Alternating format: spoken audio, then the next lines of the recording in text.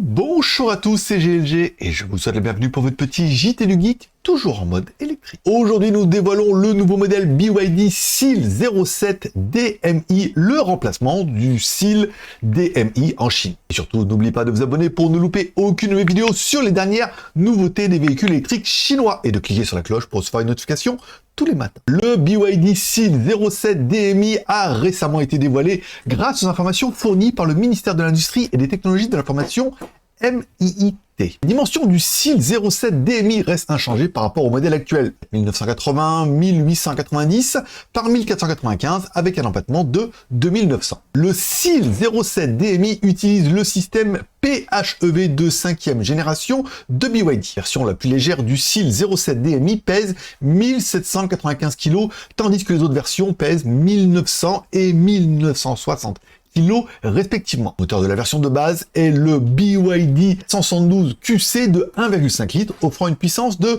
74 kW, soit 100 chevaux, et un couple de 126 Nm. Pour les versions plus puissantes, le moteur turbo BYD 472 ZQB de 1,5 litres développe une puissance maximale de 115 kW, soit 156 chevaux. La version avec moteur électrique TZ210XYC offre une puissance de 160 kW, soit 218 chevaux, et une vitesse maximale de 185 km/h. La version avec moteur TZ210XYD propose jusqu'à 200 kW, soit 272 chevaux, et peut atteindre une vitesse maximale de 200 km/h. Les batteries sont bien évidemment des batteries Blade de BYD utilisant la chimie au phosphate de fer lithium.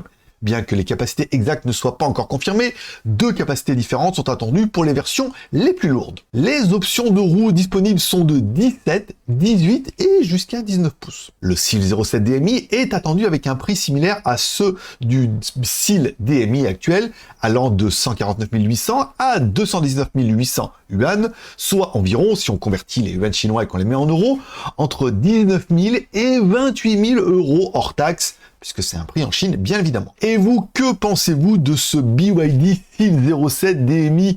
Pourrait-il être votre prochain véhicule hybride rechargeable? Commentaire perso, moi, j'ai toujours cru que c'était la solution idéale pour passer du tout thermique au tout électrique, c'est-à-dire mettre, d'ailleurs, on voit que les voitures de sport et les supercars adoptent ces techniques, hein, ils passent pas de l'un à l'autre parce que c'est trop compliqué.